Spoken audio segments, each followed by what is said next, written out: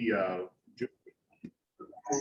8, 2022 Des Moines Area MPO Executive Committee meeting to order and ask for a vote, motion and a second on the approval. Move approval. Motion by Gatto, Second. second by Weaver. Discussion. All in favor, please say aye. Aye. Aye. Aye. Any opposed, same sign. Any abstentions? Motion carries. All right, item 3 is the approval of minutes from the May 18 meeting. Any corrections? Or motion? Move to Move to approve. approve Randleman. Or second Randleman. I think Mark got the motion. Mark, motion by Holmes, second by Randleman. Any further discussion? All opposed, or excuse me, all in favor, say aye. Aye. Aye. Aye. Any opposed, same sign. Any abstentions? That motion carries. All right. Item 4, contracts and expenses. Todd? Yeah, thank you. Go to the next slide, please. Just some expenses for legal fees, some of our normal monthly expenses, then also some specials on preparing stuff for water trails and the PDD and a couple other items. So we recommend approval. I don't know if there's another slide. No, I didn't think so. So happy to answer any questions. Would recommend approval. All right, thank you, Todd. Moved by Weaver, Second. second by Gatto. Any further discussion? All in favor, say aye. Aye. Opposed, same sign. Extensions, motion carries.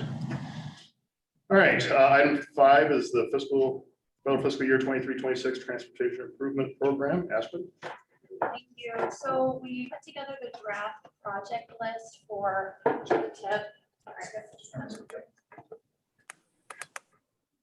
Which you should have received in your agenda packets. There are a couple updates still being made to that. So a few things on TPMS need to be updated regarding the map. Our draft is due to the DOT next week, which is the 15th. But we will also be having a public input meeting, which will be hybrid at 5 o'clock on Thursday, June 23rd.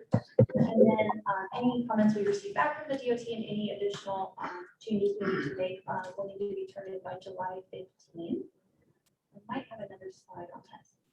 Yeah, so if you could please make sure that your jurisdiction's projects are reviewed for accuracy and completeness. And then if there are any changes, please send them to me as soon as possible. Again, this needs to be turned into the DOT next week. Last week when Tech met, I received edits from Anthony one already, which should be updated. And then also the project list, as I get edits, will be updated on the MPO's website. Unless anybody has questions. All right, thanks, Aspen. Any questions for Aspen? Their motion. Move approval. For a second. Second. Second by Rivas. Any further discussion? All in favor, say aye. Aye. Aye. Aye. Same sign. Any abstentions? Motion carries. All right, item 6 is a report and vote on the 2025 TIP amendments. Aspen. We thought we were done with the amendments, but we have 4 additional ones from the DOT just to move projects up so that they can be let this summer. So the first one is a Polk County I-80 interchange pavement markings project. Again, just moving it up from fiscal year 2023 into 2022. The second one, another Polk, the I-235 interchange pavement markings project. Again, just moving forward to 2022. The third one is a Warren County I-35 interchange pavement markings project, just moving it. The last one is Warren County's Iowa rehab project, also moving that forward. And there is a scope change on that, but my contact from the DOT, Shelby Ebel, did not send me that information yet. It should be updated in TPMS. I don't think that it changed too much forward, but the actual turning of the project is changing a little bit. And unless anyone has any questions, these should be the last TIP amendments we approved this year. All right, thank you, I Aspen. recommend approval. Thank you. Any questions for Aspen on this item? Move approval. Motion by Gatto, Second, Randleman. by Randleman. Any further discussion? All in favor, say aye. Aye. Aye. Aye. Any opposed, same sign. Any abstentions? Motion carries. Item 7 is a report on the Safe Streets for All grant. Dylan?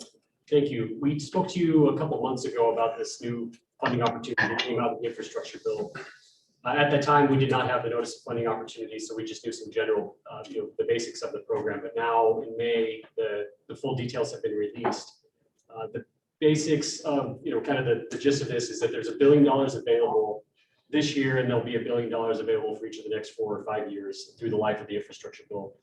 The funds can be used for 2 things. They can be used for either an action plan or implementation. An action plan would be what they call a comprehensive safety action plan, which is essentially a Vision Zero plan for either a community or for a region. In terms of dollar amounts, there's a minimum of $200,000 for an action plan, or $1 million if it's a single jurisdiction, or $5 million max if it's an MPO that's an applicant or it's a multi-jurisdictional application. Implementation dollars have a higher amount, either between $5 and $30 to $50 million for implementation, and that would be to actually fund projects. However, you have to have an action plan before you can qualify for the implementation plan. And in our review, there's no action plans that exist here in the Metro yet. So if we want to apply for this, we need to apply for an action plan.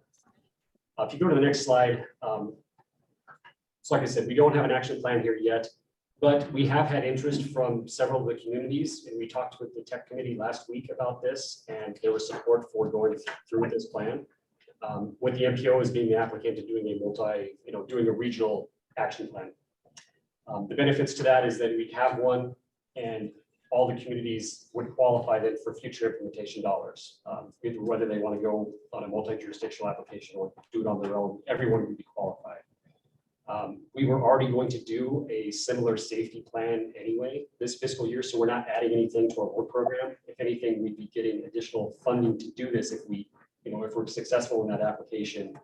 And because of the dollar amounts available, we could possibly hire consultant assistants to make sure we do everything, take some work off of staff, let the consultants do it. And really make sure that everything qualifies for future implementation dollars, like I mentioned.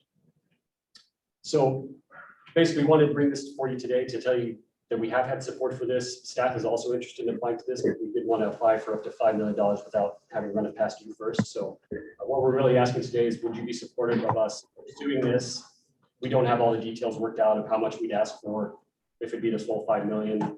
We've also talked internally of whether we want to make this a joint application with the MPO as well as SERPA. So it's a full central Iowa application.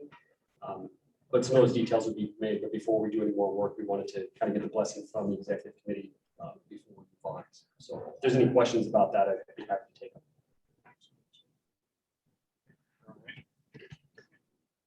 Any questions? So Dylan, Dylan, this is Ruth. So this covers, if the MPO does this and is supported through our organization, it covers every community that wants to, in the future, apply for implementation funds. Correct. And tell me again what the amount limit was For the planning dollars, for it's the $200,000. implementation.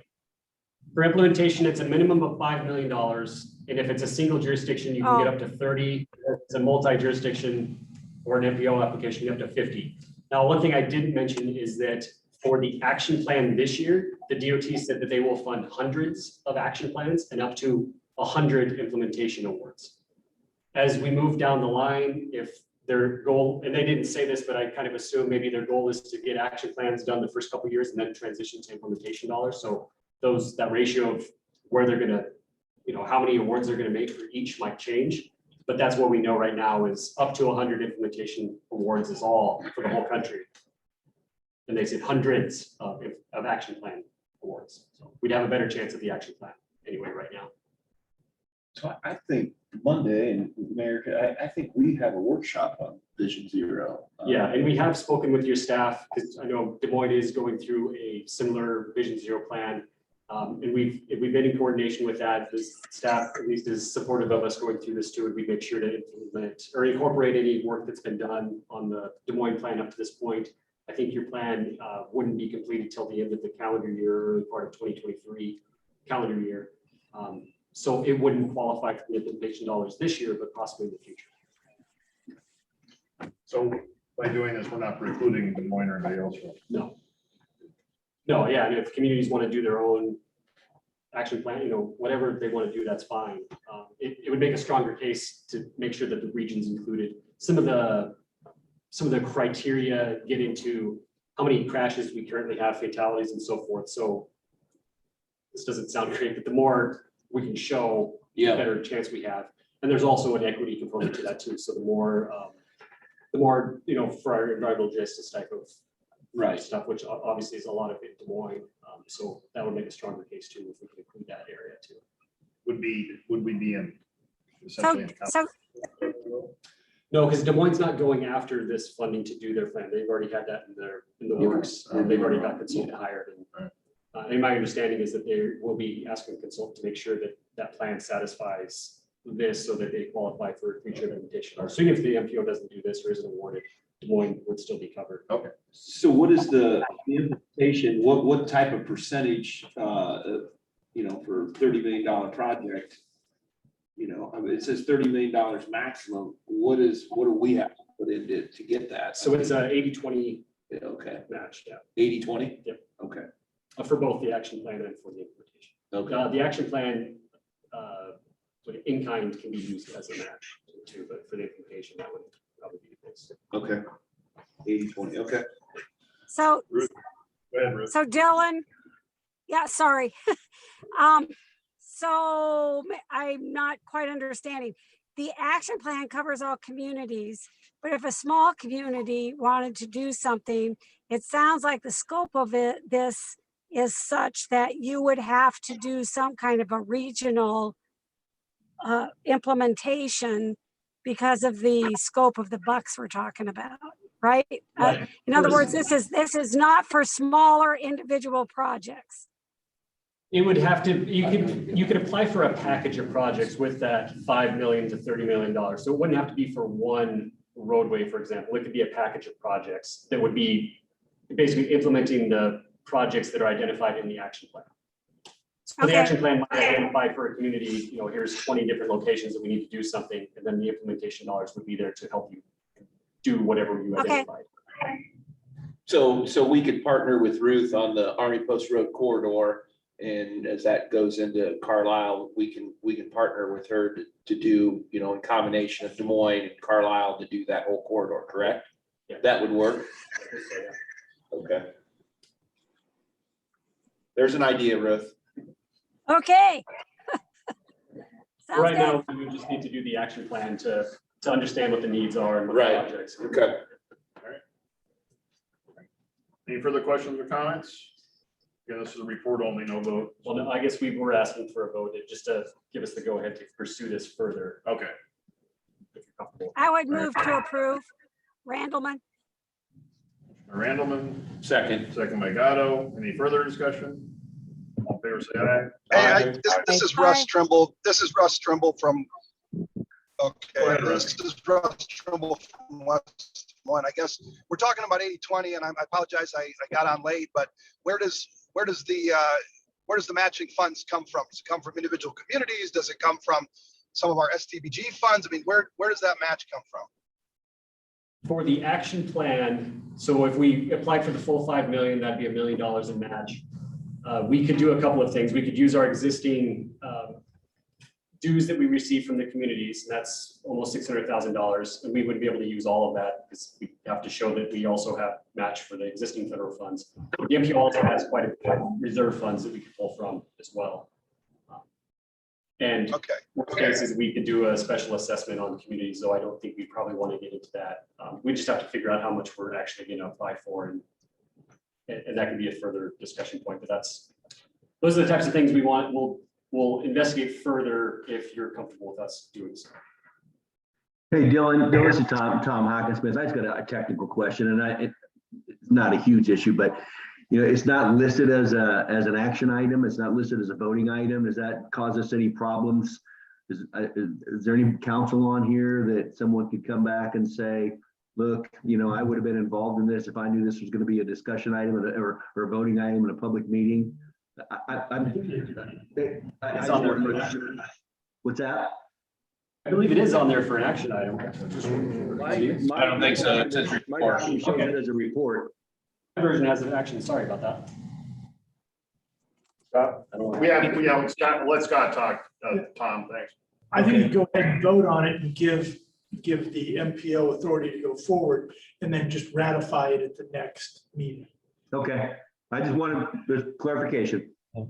Yeah, Thank you. and I just want to clarify too, this wouldn't be to approve the final version of the application. This is just to kind of give us go ahead to explore further, and because this will take some work to put it together. Yeah, because we don't know where the other 80% is coming from, to Mayor Trimble's point. And so you're going to come back to us and. We'll have a proposal for what the match would look like, Right. what the scope would look like. Yeah, that's the only thing that I was, yeah, because we have no idea where that other 80% is coming from right now. Okay.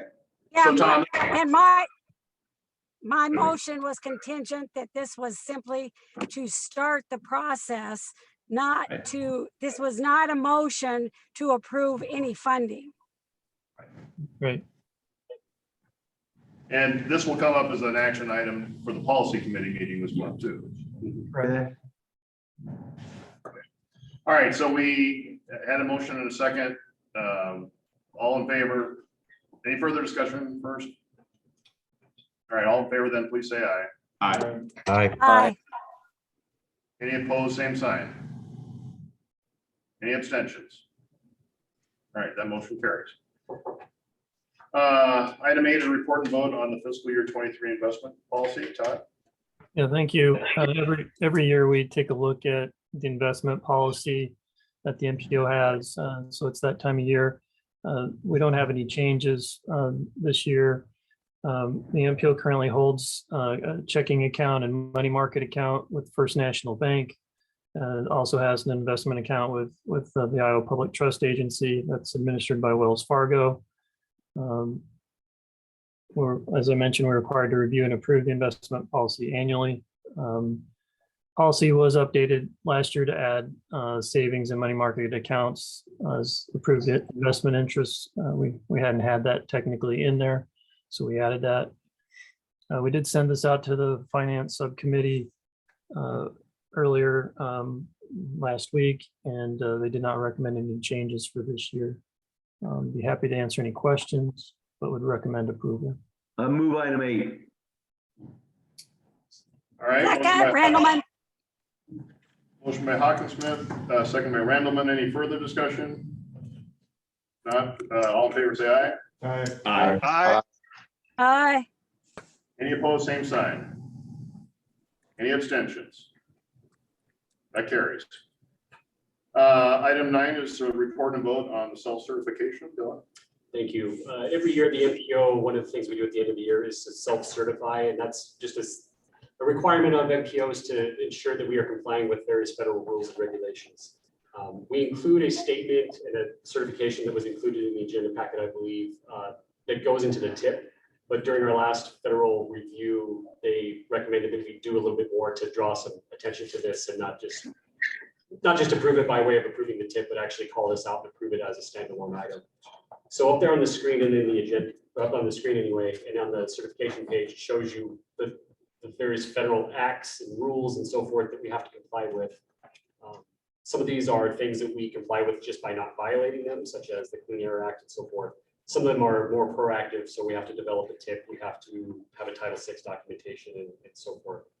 If there's any questions about any of these, though, we can walk you through what we do or to comply with it. Otherwise, we're in compliance. We think we're in compliance with this. We want to self-certify that, and we'd ask for your approval. Move. Motion by Hawkinsmith, Second. second by Gatto. Any further discussion? All in favor, say aye. Aye. Aye. Opposed, same sign. Any abstentions? That motion carries. Item 10 is a report and vote on Des Moines Industrial's reimbursement to the MPO. Zach? Yes, thank you. So as we mentioned last month, we're in the process of closing out the build grant and the RLG funds for the Des Moines transload facility. And going back through our agreements, you may recall that back in October of 2019, we entered into a transload agreement with Des Moines Industrial. And as part of that agreement, we had agreed that Des Moines Industrial would reimburse the MPO for up to $250,000 in incurred costs, essentially as just for us being a part of the project and being the fiscal agent for the project, to reimburse us for that time and get some of those costs back. We have gone back through and reviewed staff time and legal fees and determined that we've spent a little over $250,000 on this project. And so we're going to move forward with the request to Des Moines Industrial to do that reimbursement. Next slide, please. So just to give you a little more detail in the agreement, there were a number of terms that were outlined in the agreement. The payments would be done quarterly over an 8-year period, starting from the commencement date, which was listed in the agreement as the 25th month after the first advancement of funds.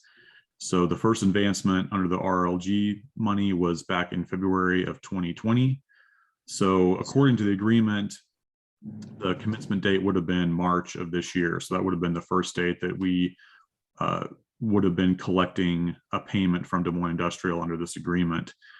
However, we've talked internally about this, and considering that the facility has just become operational, staff's recommendation or proposal would be to move that payment commencement date to January 1st and then start collecting that reimbursement on January 1st of 2023.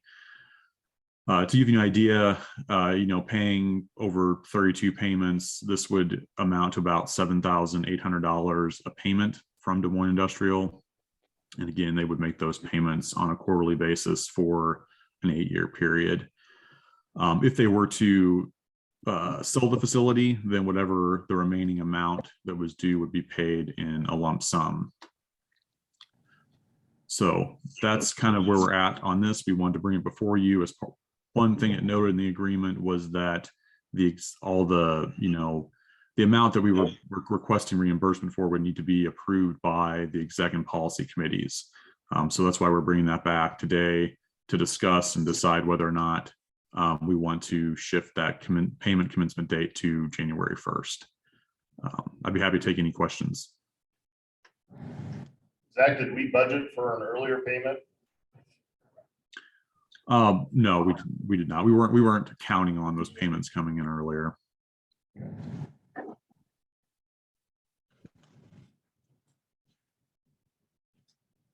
I guess to clarify, it would not affect our budget to wait until January 1st to start asking for those payments. Any further comments or questions to Zach on this?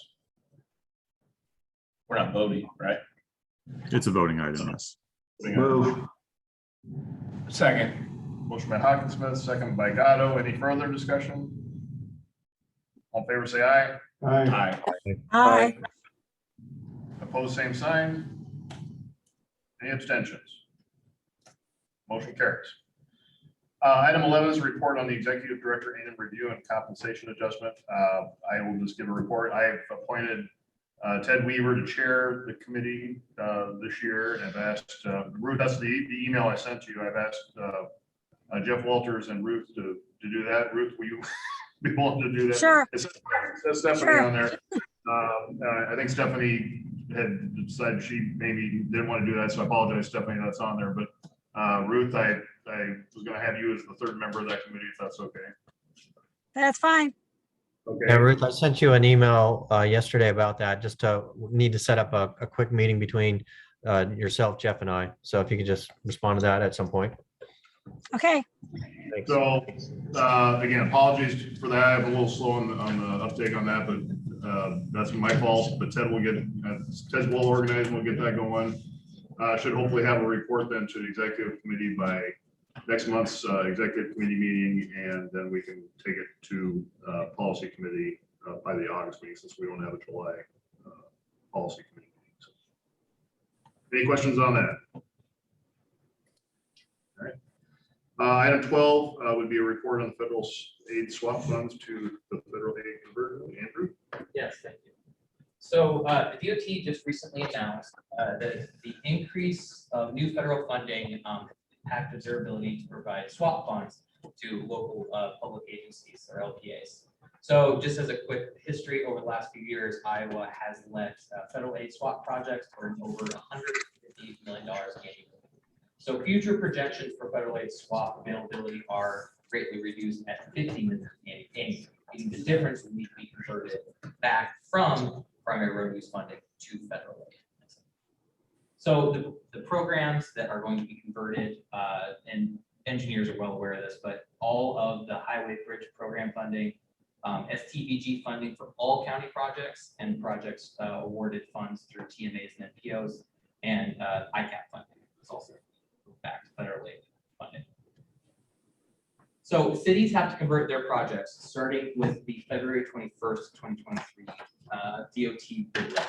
So Local Systems Bureau will be working with those impacted local communities to rescind existing federal aid swap funding agreements and replace them with new federal aid funding agreements of the same value. So this is something that our staff has been working with your staff on for the last few months. There's still going to probably be questions about this as we move forward, since this is a pretty substantial change to how we've been operating for the last few years. But I believe we'll be able to iron everything out as we move forward. I'd be happy to take any questions anyone may have. Thank you, Andrew. Any questions? All right. Item 13 is a report on the Purple Heart Highway. Gunnar? Thank you very much. As this group is where Iowa DOT has been doing some stakeholder outreach. Last time I was here before you, or shortly before the DC trip, or shortly after the DC trip, excuse me. And at that time, the DOT had given us a one-page summary and action plan. And I have since learned that they are going to continue to build out a full report that will include summaries of all the stakeholder outreach. Have also confirmed that the stakeholder outreach is continuing to a degree. One of the things that they're going to be doing is talking to some states that have recently had weight exemptions done for interstate conversion. The other thing that I have to share with you is that just last week, Iowa DOT met with ag stakeholders and they had a productive conversation. We just got a debriefing yesterday. So one relay that that conversation seems to have gone well according to our contacts at Iowa DOT. We didn't hear anything new there, and I think we gained some good context to continue to coordinate with as we move toward implementation. The big things that we're waiting for from the Iowa DOT is that report of all those findings. I think it's going to be important for the implementation to be able to point to the conversations that were had, what was said, et cetera. And the other piece of that report that's going to be really critical to us is a specific action step or a sequence of steps.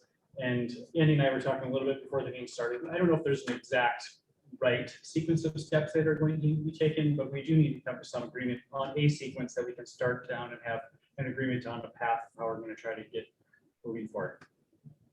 The other thing I will note, because someone asked me the question, is there is an agreement, or I think there's an understanding between Iowa DOT that once the stakeholder process is wrapped up, that the implementation will then be passed off to the MPO and jurisdictions and our partners to do.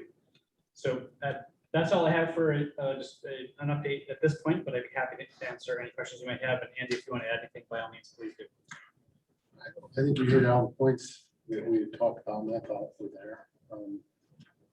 So I don't really have anything to add right now. Gunnar, this is Stephanie.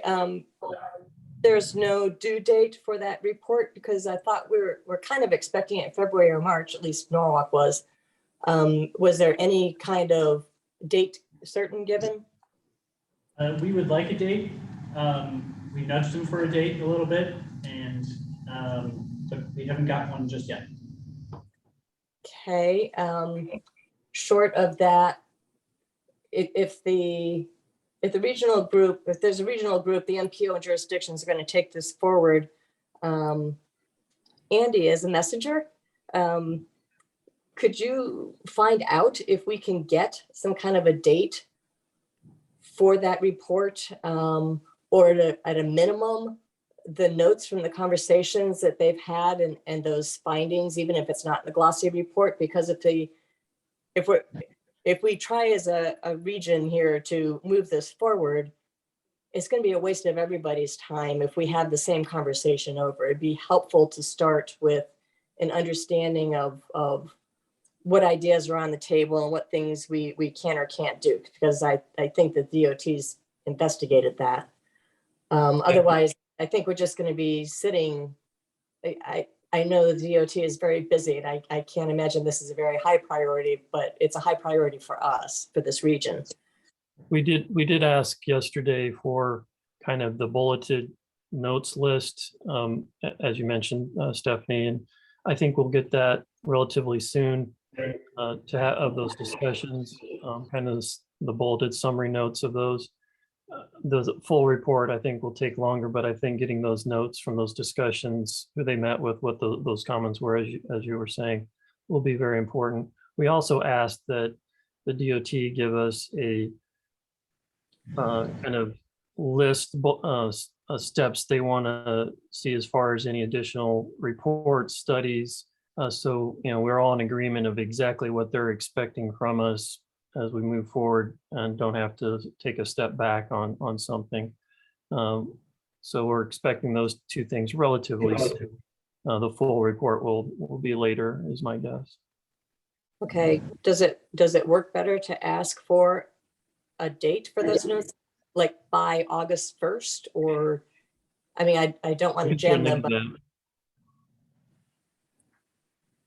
we can do that. They didn't seem to think the notes were going to take very long to put together. They had one meeting they needed to add to their notes.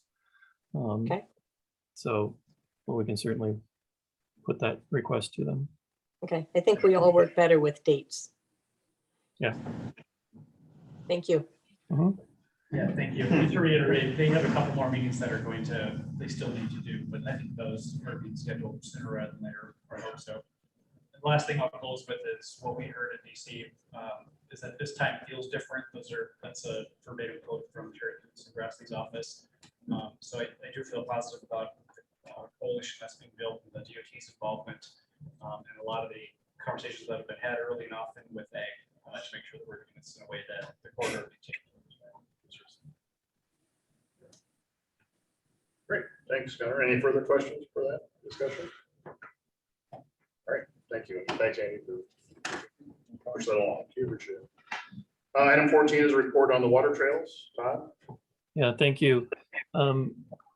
We did submit the request of scope change and keeping the $25 million to OST a week and a half ago. That was approved by OST on Friday, June 3rd. So the scope change being that we will do Scott and a kind of a modified Harriet as part of the build grant. It has a condition in there that construction must be initiated on Berglund and Prospect by September 2027, which was anticipated anyway by ICON. So that will be the condition of the build grant. We're going through the process of getting this signed between the MPO, the DOT, and Federal Highway. Be happy to answer any questions. I am very happy that we were able to modify the scope and keep the full 25 million in build grant funds. All right. Todd, what's the risk with that September 2027 date? I mean, all the pressures on ICON to generate the additional funds, right? Yeah, it's their pressure. And then we have an agreement with ICON that if for some reason the project goes bust and we have to repay some of that 25 million, that they're on the hook for that. Do we know what the environmental conditions will be with 2 of the levees removed and 2 remaining should ICON not meet the 2027 date? The environmental document was already approved for all segments of this project, so that we've already got those approvals in place. And so we're moving 2 out of the 4. It doesn't present any.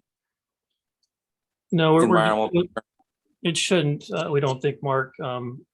We're checking with DNR and the Corps on that, but given the work that we're doing, it should fall right in line with everything that's been planned for the project. Joe, the city of Des Moines is very comfortable with such a large risk. I mean, downtown, I mean, the river is going to look quite a bit different with 2 dikes and 2 gone. And I mean, I'm not saying they're going to fail, but this is a rather lofty project. Of course, Ankeny isn't involved with it, so I don't have a lot of room to talk. I'm just trying to, last time we talked a lot about the weight that the MPO is carrying to get this project launched. So I'm just asking some questions. It seems like it's we're holding some strings together here to get this project underway. Yeah, we've had several meetings with Icon, and our staff has also, and we are still committed to our $6 million that we committed to Icon for that portion of Scott Street and Harriet. We are committed to that. There is going to be some upstream things on the Raccoon that I believe the state has already funded. Yep.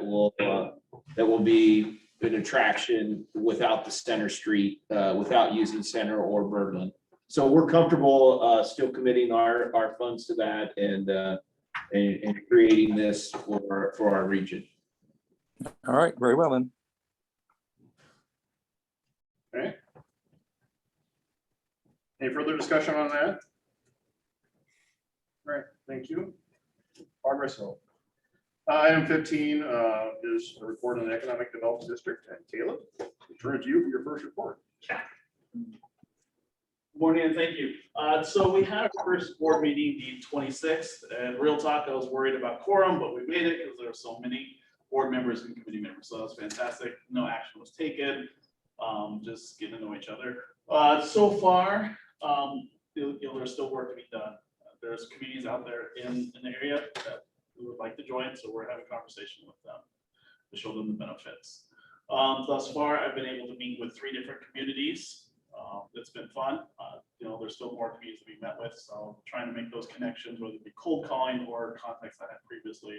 That way we can get face time and just figure out how MIPA can help them. So these are the jurisdictions. Ames was recently added, so that was something huge for MIPA. They're a big player, they're a big community, and so that's exciting to be able to partner with them. And then the funding scorecard is pretty interesting. 4.4 million before I got here. Andrew's batting average is really good, so that's exciting, and we hope to keep that batting average the same. Because right now I'm at 0, but 0 pitches. I haven't taken any pitches, though, right? No pitches taken. So that's where we are, and that's just all I have for you today. All right, thanks, Caleb. Good, you're hitting the ground running though. So any questions for Caleb on that? I just have a quick comment, Bob, if I could, Mr. Chairman, thank you. All I would ask is that initially, I think the county's representative on this board was, first of all, was going to be a staff person. Now I understand that it's me, but I just received notice of a meeting on a Monday morning that was going to be taking place on the following Thursday. And, I don't know how you're going about scheduling, if you're sending doodles out. I know it's going to be hard to get everybody on the same page, but I was booked full that day and I couldn't be there. So if I had a little bit more warning, a couple months or something like that, it'd be a lot more helpful for me to be able to come to the meeting. I can't get a notification the same week of a meeting. I just can't make that work.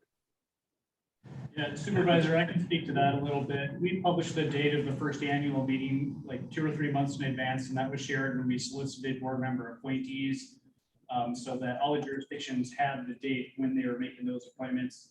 I know it sounds like your appointments changed a little bit, so I think that's why you probably didn't get a calendar invite until really late.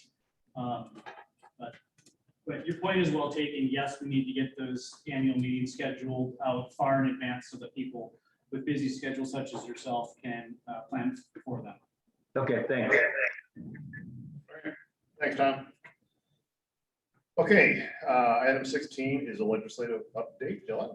Thank you. I have 2 things to update you on here. So the first one is has to do with the appropriations bill. As you might recall, Representative Baxney had requested projects and is able to submit 15 projects on I think at the policy committee meeting last month, we were in the DC trip, we'd been told that she had made her picks for 15. And shortly after the policy meeting, we learned that there were 2 transportation projects from the MPO that were made her list of 15. And those are the airport and Broadway Avenue, both for $7 million.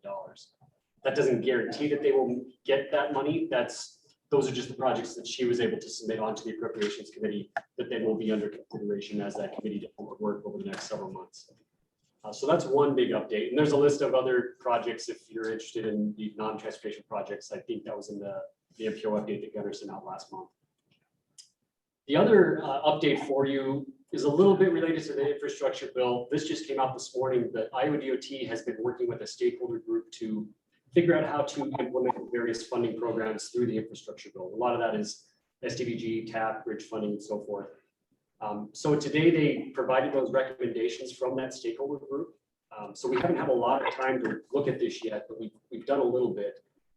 These recommendations will go to the Transportation Commission here next week, and they'll also be hosting a webinar after that to give more detail.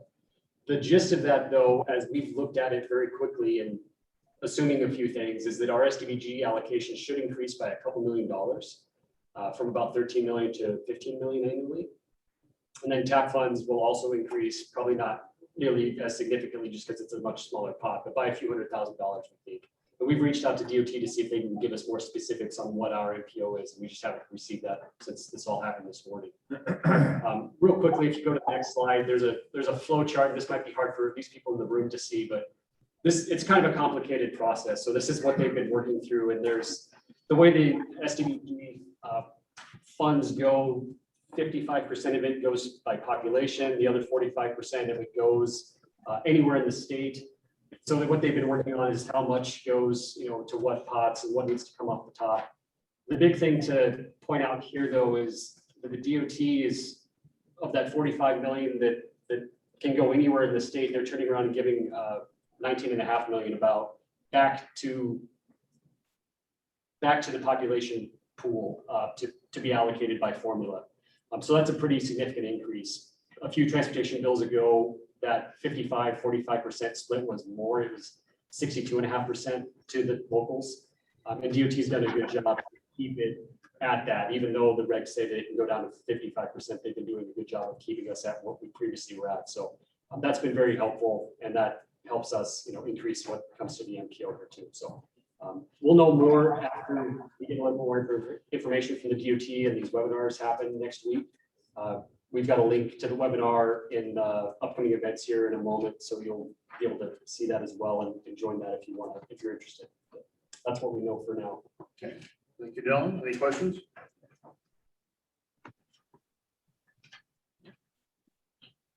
Item 17 is report on upcoming events. Gunnar. Few events to make you aware of. Master Grant Transportation Mobility for All. We've hit on this one before, but that's coming up now here next month. As Dylan mentioned, upcoming webinar on funding, and we'll get that link out to everybody. That's it, unless I can answer any questions. All right, thanks, Gunnar. Any questions on those? Item 18 is the vote on the policy committee agenda for this month. I will note, we did look at, Tom, thank you for pointing that out. Now yesterday for the policy committee only showed a report on item 9. So I would ask for a motion and a second to approve the agenda with an amendment to have item 9 show as a report and vote. Move. Second. Second by Hawkinsmith. Any further discussion? All in favor, say aye. Aye. Aye. Any opposed, same sign. Any abstentions? That motion carries. Item 19, any other non-action items of interest to bring up at this point? All right. If not, our next meeting will be on July 13, and we are adjourned. Thank you, everyone. Thank you. Thanks. Thank you. Goodbye.